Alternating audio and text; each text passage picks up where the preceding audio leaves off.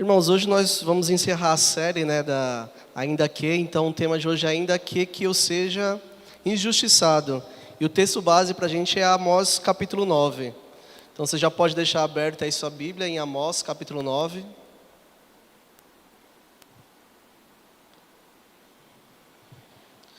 Antes vamos fazer mais uma oração. Pai querido, graças te damos, Senhor, por esse momento em que vamos ouvir a Tua Palavra. Pedimos que o Senhor venha ministrar o nosso coração, preparar o nosso coração, nossa mente para compreendermos, Pai, aquilo que o Senhor tem para falar conosco, Pai.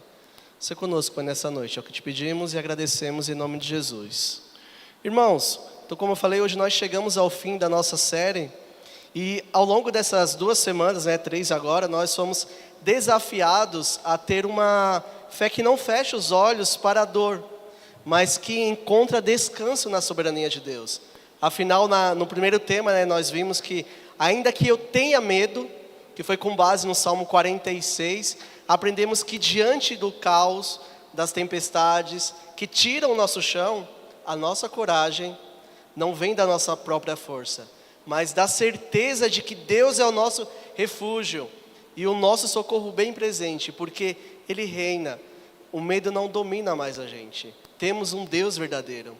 E na semana passada vimos, ainda que eu não veja a solução, que foi em Abacuque 3. O cenário era de escassez total, e ali nós aprendemos a cultivar uma alegria inabalável, porque a alegria do cristão não está naquilo que Deus dá, mas de quem Deus é.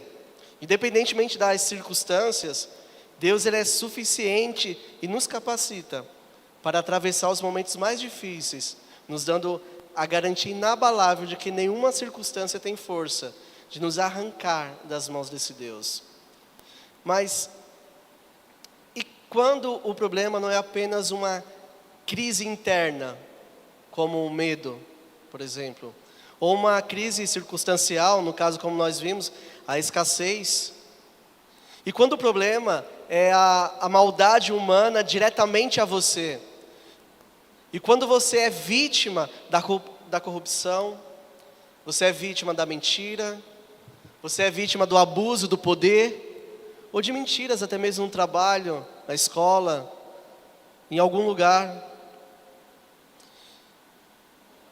A verdade é que a injustiça, ela não escolhe idade. A injustiça dói quando você leva a culpa por algo que você não fez. Às vezes o irmão mais velho faz algo e recai sobre o irmão mais novo.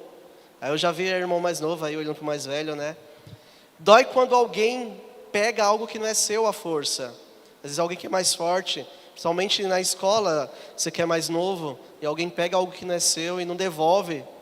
Dói quando riem de você, quando te excluem, ou fazem maldade e parece que ninguém viu ou não faz nada para te defender. A injustiça, ela quebra o nosso coração. Não importa a idade que a gente tenha, a pergunta é a mesma. O que fazer ainda que eu seja injustiçado? Porque quantas vezes nós já fomos injustiçados e ficamos ali sem saber que situação tomar, sem saber o que fazer, como se sentisse sem forças nenhuma. Mas para responder isso, nós vamos olhar para o profeta Amós. Amós era um profeta simples, um pastor de ovelhas, cultivador de figos e morava no interior de Judá. E Deus o chamou, enviou ele para o reino do norte de Israel, e durante uma época em que havia grande prosperidade econômica. Mas a riqueza naquele povo escondia algo, escondia uma sociedade podre. Afinal, a classe alta, ela vivia no luxo. Se depois você ler o livro inteiro de Amós, é curtinho, 9 capítulos, e vai ver que viviam em camas de marfins, eles construíam fortunas, oprimindo até mesmo os outros, os mais pobres, subornando os juízes, explorando os vulneráveis. E o mais chocante de tudo isso, quando a gente lê, é que eles faziam tudo isso, eles praticavam a injustiça, mas depois eles iam cultuar a Deus. Eles iam fazer festas, sacrifícios, achando que ao fazer isso, eles poderiam ser absorvidos de alguma injustiça que eles cometeram. Poderiam até ser salvos sobre aquilo que eles estavam fazendo. Mas Amós vem e traz o choque para eles. Deus não aceita a adoração de vocês. As aparências, a forma como vocês estão se comportando não agrada ao Senhor. Porque vocês fecham os olhos para maldades. Vocês vêm para a igreja, vocês vêm para cultuar, mas vocês fecham os olhos para a maldade, para a injustiça que vocês mesmos estão cometendo. Então hoje, vivemos em um mundo muito parecido. Vemos sistemas corruptos, pessoas pisando em outras pessoas para subir na vida, e muitas vezes uma religiosidade de aparências. Tem até, a gente lembra da série passada que nós tivemos aqui também, falava sobre a forma como as pessoas se comportavam, diferente mesmo vindo na igreja. Mas quando sofremos a dor, a injustiça, o nosso coração clama por respostas. Poxa, será que ele vai ter coragem de fazer isso comigo? Será que a pessoa não tem a coragem de se colocar no meu lugar e ver como que eu estou passando? Ela não está vendo o meu sofrimento? Então por isso, o nosso tema hoje, como falei, é ainda que eu seja injustiçado. E para nos ajudar a entender como Deus resolve a injustiça, eu tenho 3 desafios hoje, e isso é para os nossos desenhistas de plantões. Então eu pegar o gancho como o Raul tem feito, né? O pastor Raul ele tem pedido para vocês desenharem. Então a Maria está aí, tem outra criança, o Breno também já é adolescente, mas pode desenhar. Então quem mais quiser desenhar fica à vontade também. Então preste atenção porque são 3 desenhos que vão ajudar a gente a compreender. Mas antes a pergunta que é para todos nós, né? O que a Bíblia fala, o que Amós vai nos dizer e que vai guiar o nosso coração em relação àquilo que a gente passa pelas injustiças, né? Como Deus age quando o seu povo vive em injustiça e parece que o mal prevalece. E a resposta para isso são 3 pontos. Primeiro, reconheça que ninguém escapa do juízo de Deus. Reconheça que ninguém escapa do juízo de Deus. Vamos ler do capítulo 9 de Amós, do versículo 1 ao versículo 6, que diz assim. Mas já está esquecendo, né?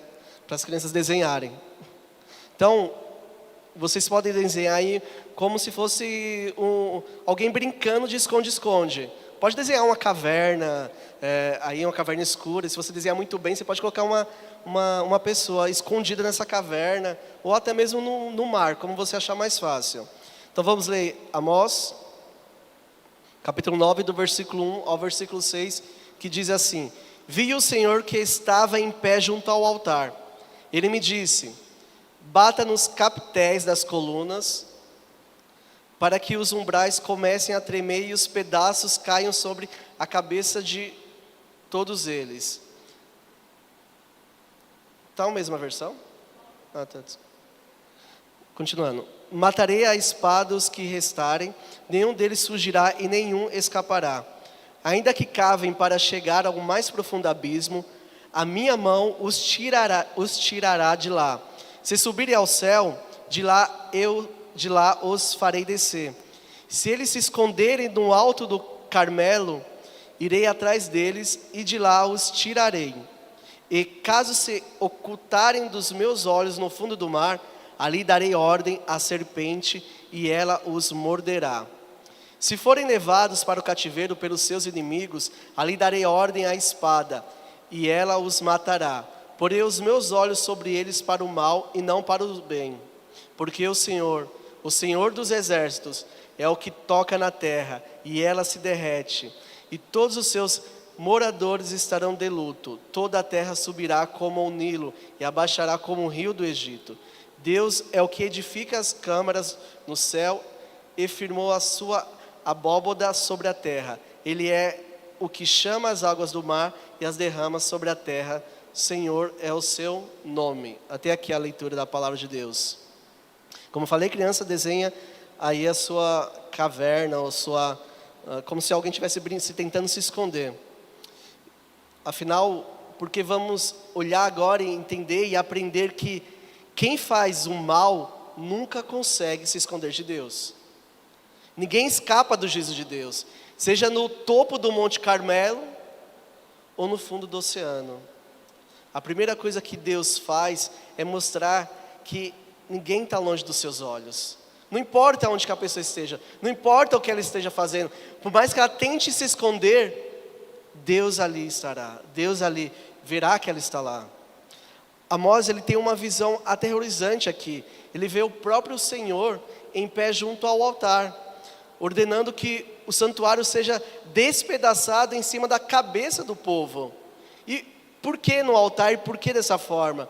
Porque era ali que eles buscavam a falsa proteção. Eles achavam que o ritual religioso, o ir até o santuário, ir ali naquele momento que eles iam prestar culto, iriam encobrir os crimes sociais que eles estavam fazendo.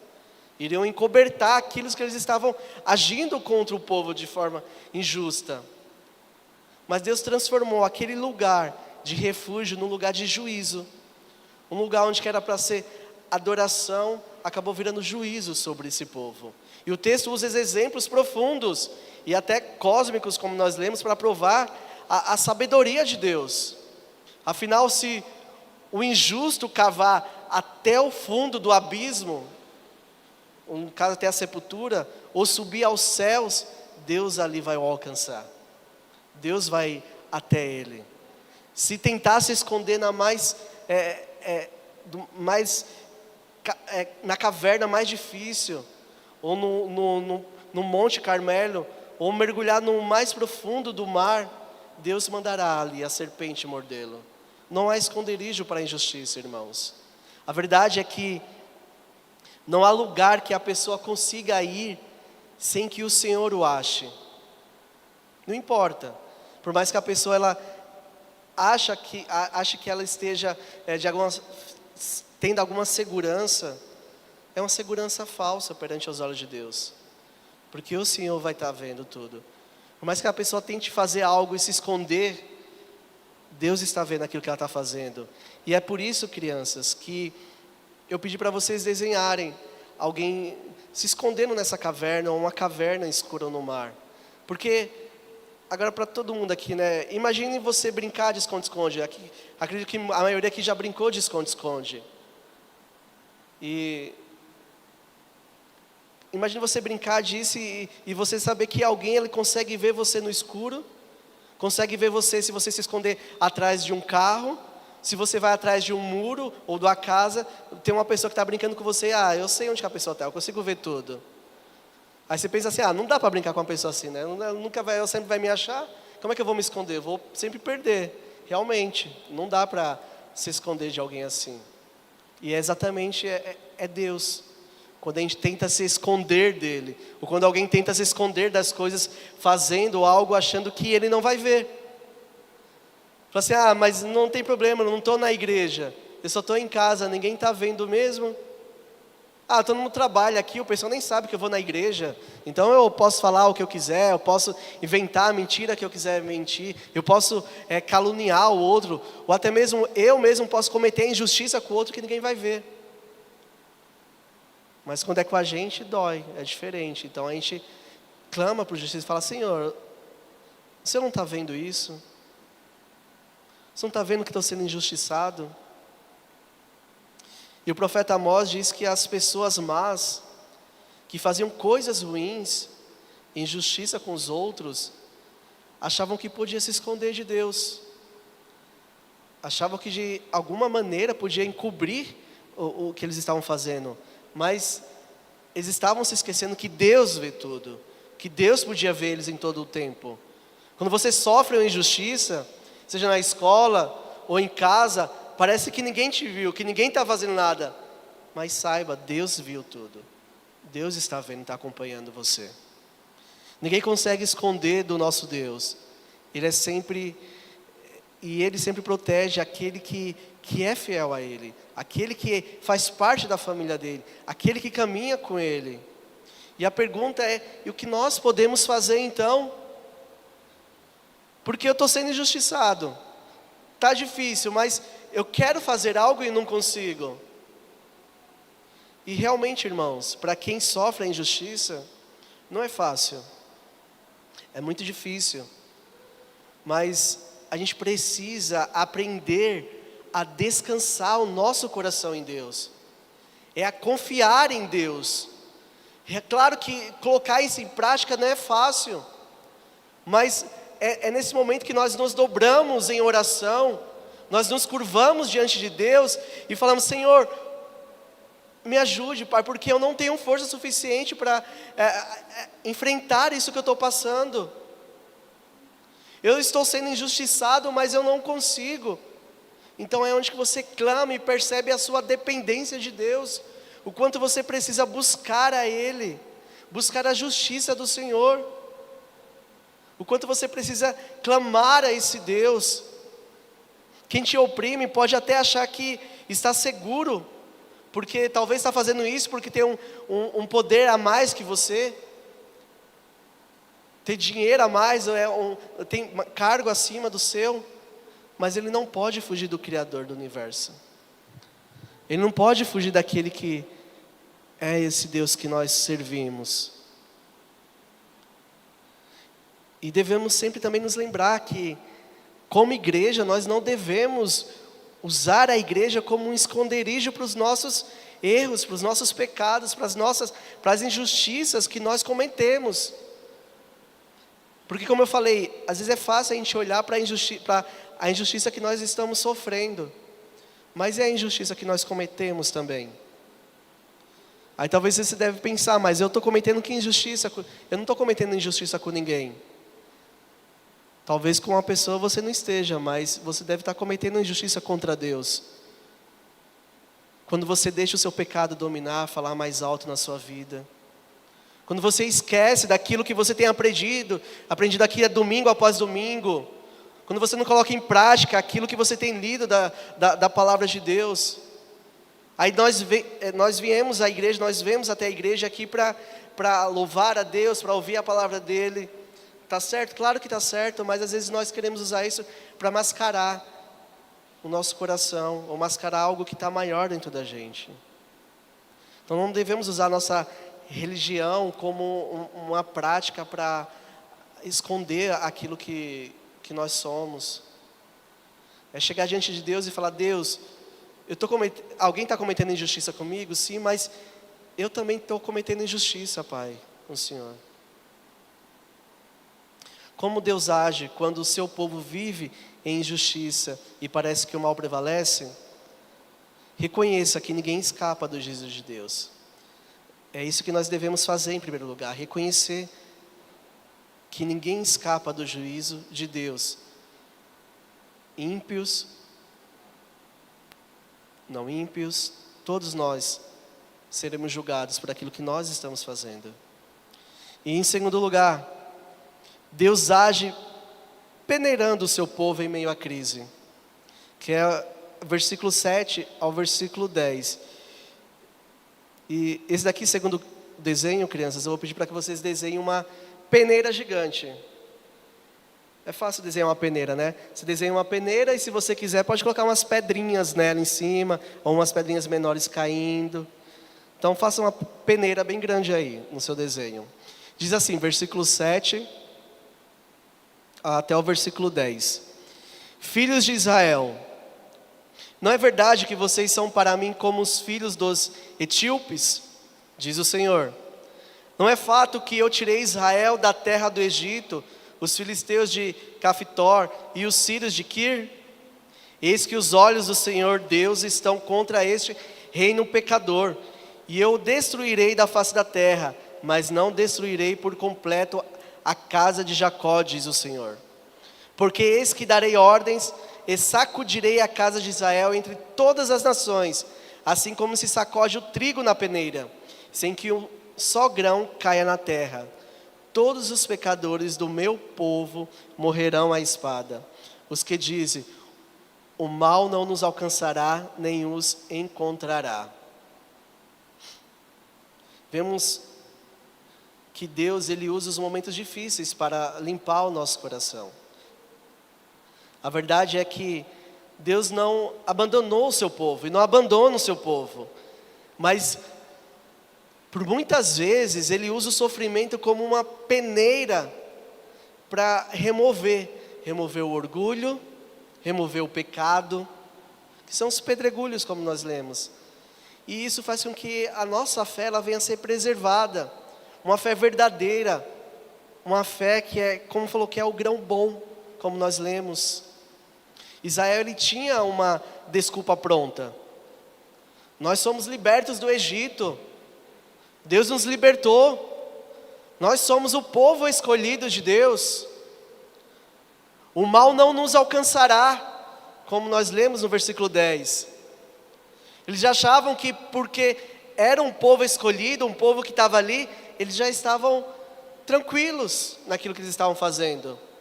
Mas Amós quebra esse orgulho deles, dizendo que os privilégios do passado não dão imunidade para o pecado do presente. Não é porque Deus tinha livrado eles do Egito, não é porque Deus tinha livrado eles que eles estavam livres para poder pecar e fazer o que quisessem à vontade. Tem até uma frase comum que nós ouvimos muito e até falamos na brincadeira, entre outros, ou pensamos até: ah, já sou salvo mesmo? Se eu já sou salvo, então não tenho o que fazer, não preciso, eu vou viver minha vida, vou curtir uma hora ou outra, eu vou me arrepender, vou voltar ou não. Já que eu estou salvo, não posso fazer nada, então eu posso viver de qualquer jeito. Errado, irmão, não podemos. É um pensamento que não é de uma pessoa salva, na verdade.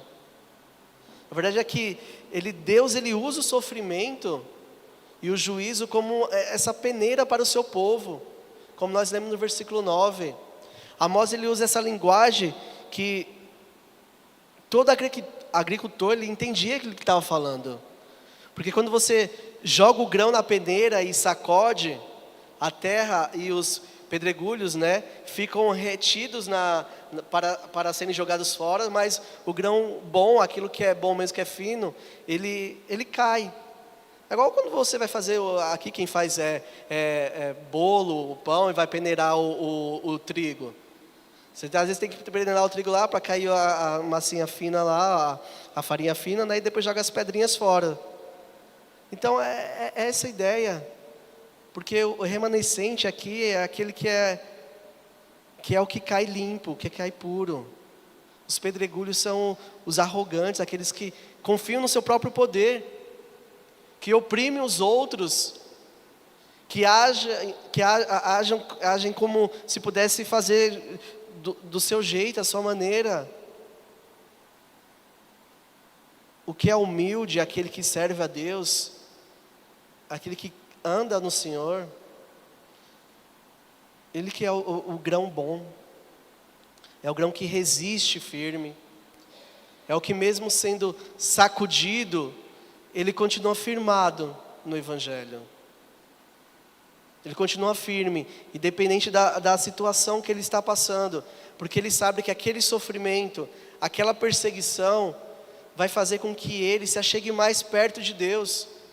Porque, olha para a sua vida, quantas vezes você parou para orar a Deus, e às vezes nós, fazendo essa análise, a gente percebe que a gente mais busca ao Senhor quando a gente está passando por um sofrimento, de quando as coisas estão boas. Parece que é no momento que você está sendo injustiçado, no momento que você está passando por alguma dificuldade na sua casa, na escola, que você para e pensa: poxa, vou orar, vou buscar a Deus, vou ler mais a Bíblia, vou buscar mais ao Senhor. Porque quando está tudo muito tranquilo, muito bom, você fica: está tudo bem, está tudo certo. Você está orando? De vez em quando eu oro, de vez em quando eu louvo, de vez em quando eu vou para a igreja. Mas quando pega esses momentos que parece que somos sacudidos mesmo, nós nos apegamos, nos achegamos mais a Deus. E às vezes parece que a nossa vida vive assim, Nós passamos por dificuldades e recorremos a Deus. Passou a dificuldade, a gente acalma um pouco nosso momento de oração, nosso momento de buscar. Mas devemos buscar constantemente, irmãos. A nossa vida deve ser uma constância diante de Deus. Então, crianças, quando a gente pega a terra para misturar com as sementes e balança na peneira, as pedras ruins, elas ficam presas. E o que é bom, ele passa limpinho, passa fácil. Amós disse que Deus faz exatamente isso com o seu povo. Às vezes nós passamos por momentos difíceis, que nos deixam tristes, e parece que a nossa vida está sendo sacudida, como uma peneira gigante. Mas Deus não faz isso para nos machucar. Deus não faz isso porque Ele quer o nosso mal. Mas Ele faz isso para tirar essas pedrinhas que estão no nosso coração, que às vezes atrapalham a nossa comunhão com Ele. Às vezes é a teimosia. Quantas vezes somos teimosos e precisamos passar por algo para deixar a teimosia de lado? A mentira que às vezes nós contamos. Mas foi uma mentira pequena, algo bobo. Ou a vontade de brigar com o outro. Então nós somos peneirados para deixar só a semente boa, que é o amor de Deus, que é a obediência que nós devemos ter a Ele. Então Ele está nos limpando. É você olhar para a sua dificuldade, para aquilo que você está passando, e o que eu tenho que aprender com isso? O que eu tenho que mudar a partir de agora? Qual deve ser a minha conduta? Porque talvez você esteja passando pela mesma situação muito tempo, são anos e anos enfrentando a mesma dificuldade.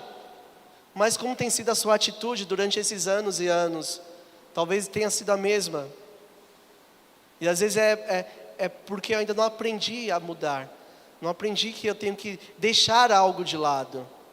É buscar a Deus. Então quando a injustiça nos atinge, parece que Deus perdeu o controle, mas na verdade Deus está usando o sofrimento, ou até mesmo a injustiça deste mundo, para peneirar a sua igreja. E a peneira ela dói, a peneira ela sacode a nossa vida, mas ela não serve para nos destruir, ela serve para jogar fora, como eu falei, o nosso orgulho, as nossas falsas confianças, e principalmente para nos preservar numa fé verdadeira em Deus. Então, como Deus age quando o seu povo vive em injustiça e parece que o mal prevalece? Reconheça que ninguém escapa do juízo de Deus. Segundo, Deus age peneirando o seu povo em meio à crise. E em terceiro, Deus ele age restaurando todas as coisas por sua graça soberana. Aqui nós vamos ler do versículo 11 ao versículo 15.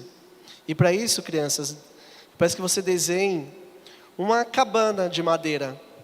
Sabe uma cabana? Pode ser uma cabana simples mesmo, de madeira. E cerque ela com frutas gigantes. Então você vai fazer uma cabana, pode ser uma cabana bonitinha assim. Eu faria só assim, 2 riscos, né? E coloca uma fruta bem grande do lado dela, várias frutas.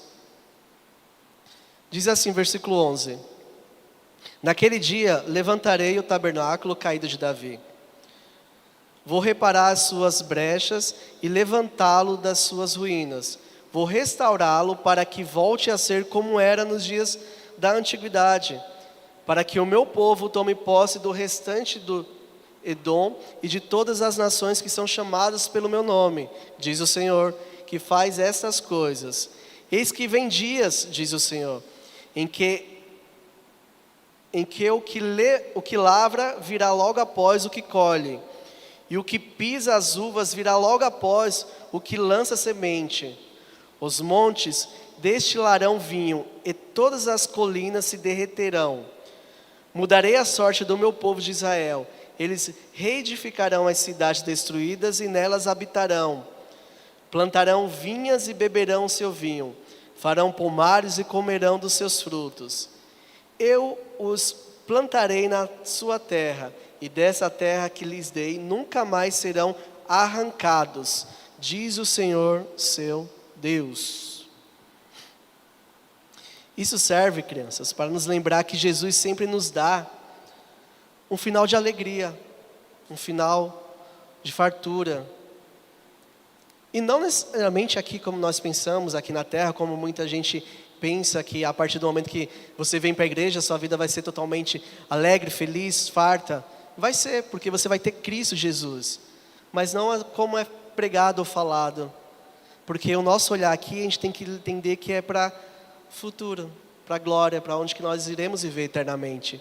Lá sim vai ser um local onde que viremos desfrutar de plena felicidade e fartura. Então quando Deus ele pede para reconstruir o tabernáculo de Davi aqui, ele traz uma fartura que reverte toda a maldição. Ele faz isso para apontar para uma obra maior, que é a própria obra de Cristo Jesus. O livro de Amós, quando você for ler ele todo, você vai perceber que foi um livro duro, difícil, cheio de juízes. Mas Deus ele nunca dá a palavra final para a destruição.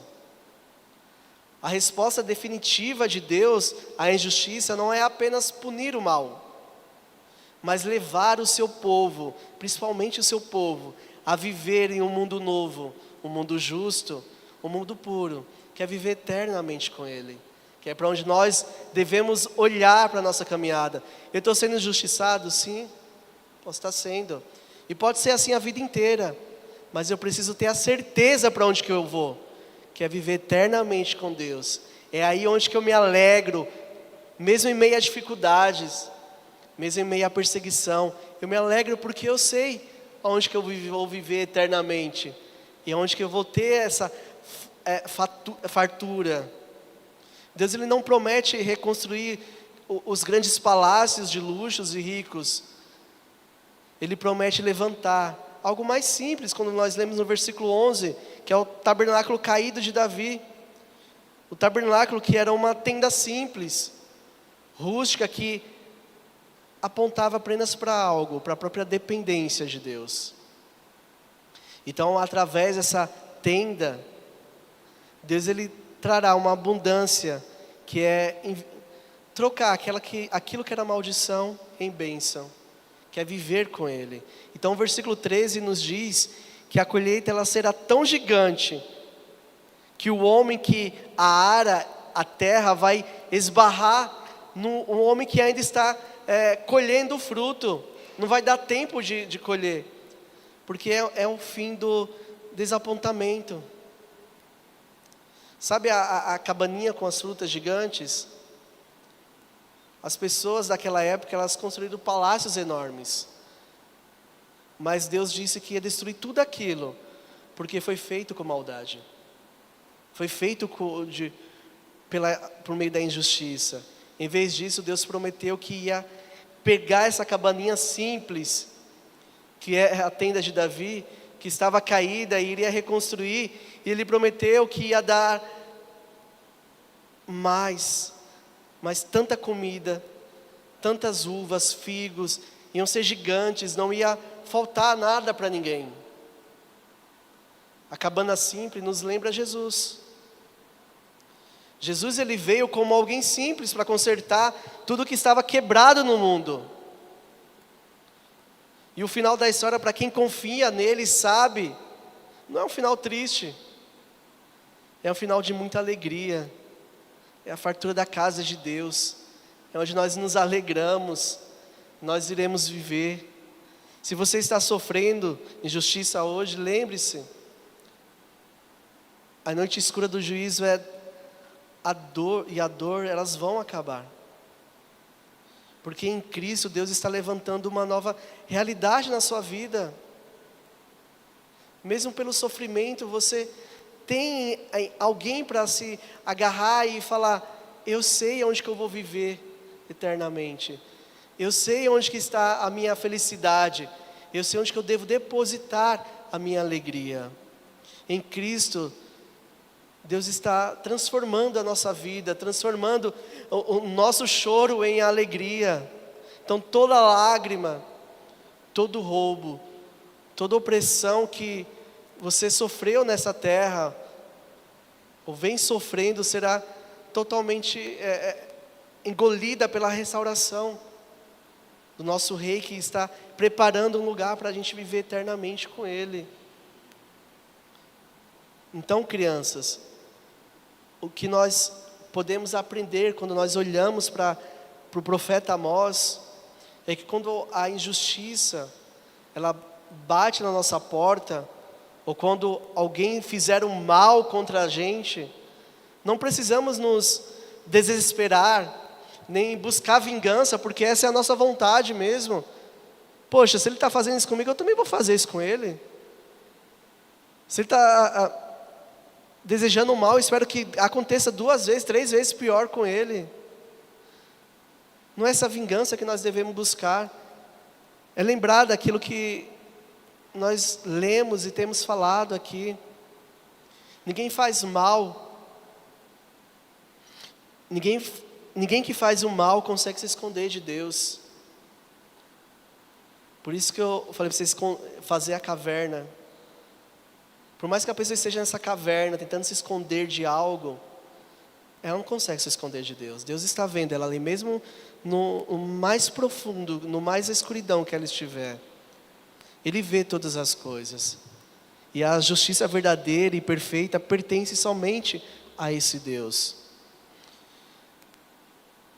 E a peneira, que eu pedi para vocês desenharem, Deus usa até mesmo a dor da injustiça que sofremos para balançar a nossa vida e limpar o nosso coração, tirando as pedras do orgulho, do ódio, porque em meio à injustiça é fácil a gente ficar com ódio do outro, ficar com raiva, com rancor, e às vezes não liberamos o perdão que deveremos liberar. Mas ainda assim Deus tira isso do nosso coração, preservando a semente boa da fé na nossa vida. E a cabaninha com frutos gigantes é a última palavra de Deus para o seu povo, para a nossa vida. É a restauração que iremos viver futuramente com Ele em Cristo Jesus. Ele reconstrói a nossa vida, nos garante esse futuro de paz, essa alegria que ninguém pode roubar da nossa vida. Então, meu irmão, minha irmã, eu não sei qual é a injustiça que você tem enfrentado, que você tem passado na sua vida. Talvez no seu trabalho, você está sendo injustiçado por algo que você não está fazendo, ou você fez e está colocando para outra pessoa. Talvez na sua família, ou talvez você esteja sofrendo as consequências de uma sociedade corrupta, de alguma coisa que você está esperando na justiça e nunca sai, não está fluindo. Mas o chamado de Deus para você hoje é: solte as armas da vingança. Não permita que seu coração ele venha se amargurar diante de tudo isso que você está passando. Porque é muito fácil querer pagar o mal com o mal. Mas o Senhor ele nos convida a descansar na soberania dEle. Não é fácil, mas em Cristo Jesus nós conseguimos, nós buscamos força nele. Quem te oprime pode até achar que está seguro em seus castelos, seus palácios, mas essa falsa segurança, ela vai desmoronar, uma hora vai cair. E o reino de Cristo, porém, ele vai permanecer para sempre. Deus, ele cuida da justiça. Então, que nós entreguemos a Ele. Enquanto você cuida de manter o seu coração puro, você ora a Deus, entregando a Ele, mas você também busca pela sua santidade, você busca pela sua pureza, você busca confiar em Deus, você busca entender que você depende do Senhor para viver todos os dias. E assim, meus irmãos, nós encerramos essa série que nós tivemos em 3 semanas, porque nós somos confrontados e forjados pela palavra de Deus, para termos uma fé que não foge da dor, mas que se mantém inabalável diante dela, porque nós temos um Deus que nós confiamos, nós temos um Deus que nós podemos confiar.